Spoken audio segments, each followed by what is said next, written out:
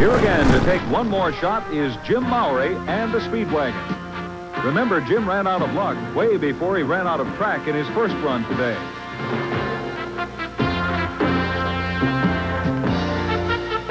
Now it looks like the Speedwagon is ready to go.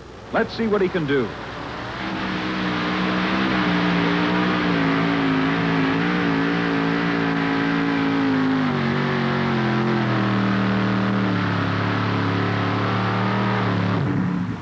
Oh no, more bad luck for Jim Mowry.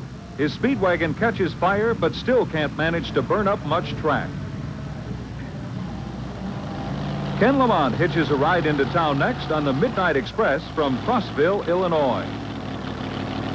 Let's see if he has the ticket to send Mike Stowe on a one-way trip to the dog pound this afternoon.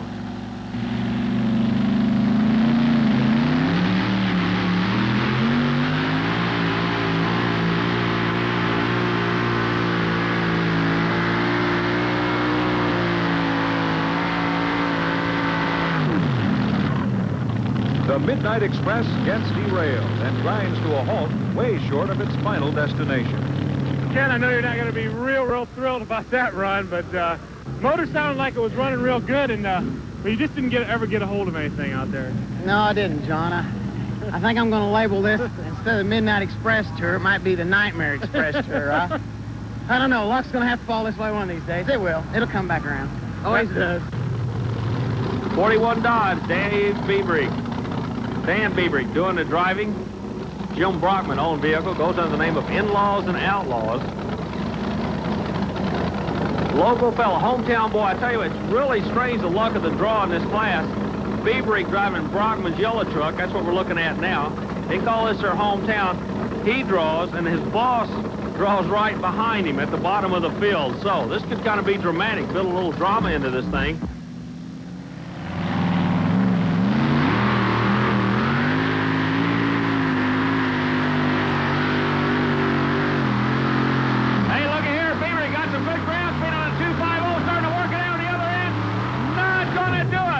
Shot. It looks like he will pull up into the top 5 spot. Believe me, it's not over till the fat lady sings. We have 2 more left on the TNT Red Man Series. 2 more remaining. Dan, a pretty good run, actually. I don't know. You moved into probably, I think, 3rd place on that. We couldn't decide back there what to do weight-wise, and finally when I did decide, I think I went the wrong gear. I should have been down 1 gear. Well, I don't know. It was lugging the motor pretty hard, but, you know, it looks like you got it most out of it as you could. Yeah, I think so, but that's kind of hard on the engine when you do it that way. Well, I don't know. As a result, it didn't look like everything held together. So far, so good, yeah. Okay, we'll wait and see what Jim can do. I hope he can get it out. Out on the heels of his own hometown hired gun, here's the boss himself, Jim Brockman, loading up to fire the next round at number 1 in this 2-wheel drive fight to the finish. New Haven, Indiana, he calls home. This is his hometown track. He wants to win it for you. Kind of be a Cinderella story if he can. He drew at the bottom of the field. Brockman definitely capable of making the horsepower at the track. Will hold it.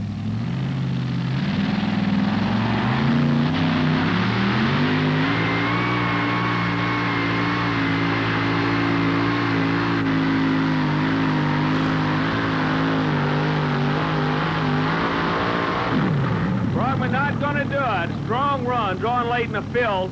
Jim Brockman just doesn't have enough horsepower to chase the bad dog out of his own backyard today.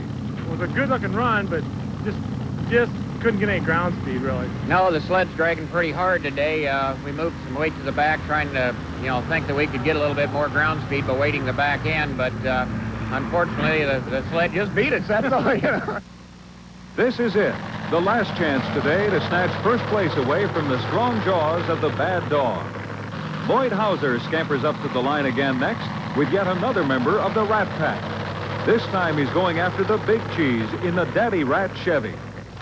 Let's see if Daddy Rat can gnaw a big bite out of the bad dog.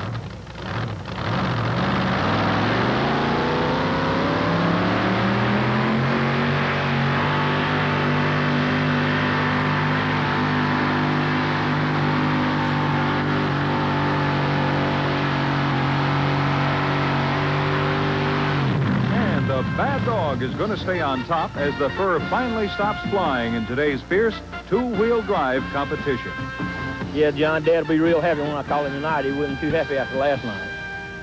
You know, I mean, with the way the brakes and everything went last night, you know, we're in a bad position in the day. It just turned around. You just got to keep in there and keep trying. That's all you can do. Well, you know, in this two-wheel drive class, it's, you know, horsepower and tire pressure, weight, and everything.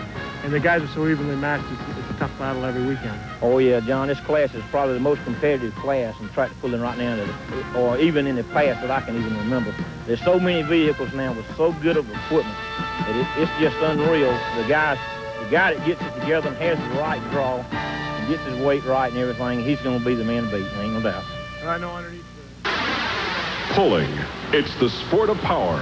And no pulling vehicle better demonstrates it than the modified 4x4 Texas Rose of Manuel Moreno.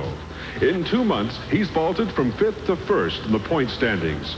His Edge has been the biggest automotive-type engine in any pulling vehicle on the Redman TNT circuit today.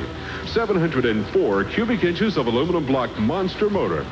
Moreno has a narrow 6.5-point lead over Bob and Scott Smith, a father and son team. From there, it's almost 70 points back to 3rd place and the nationwide truck of Jerry Weaver. Chevrolet dominates in the modified 4x4 class, claiming the first 3 places and 8 of the top 10. Meanwhile, side-by-side monster truck racing and two-wheel drive truck pulling roar into Freedom Hall in Louisville, Kentucky, October 16th and 17th. And the Indiana Hoosier Dome in Indianapolis hosts a pulling and racing spectacular Saturday, November 14th. Balls out awfully close for John Wayne.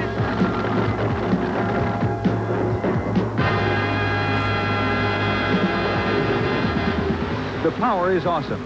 The Redman TNT All American Pulling Series. From the tough little minis to the 11,000-pound Monster Modified. From the 4-wheel drive Modified to the 2-wheel drive Super Modified. We've got them all. More horsepower than you've ever witnessed in action. Join us again next week for the most powerful sport on Earth.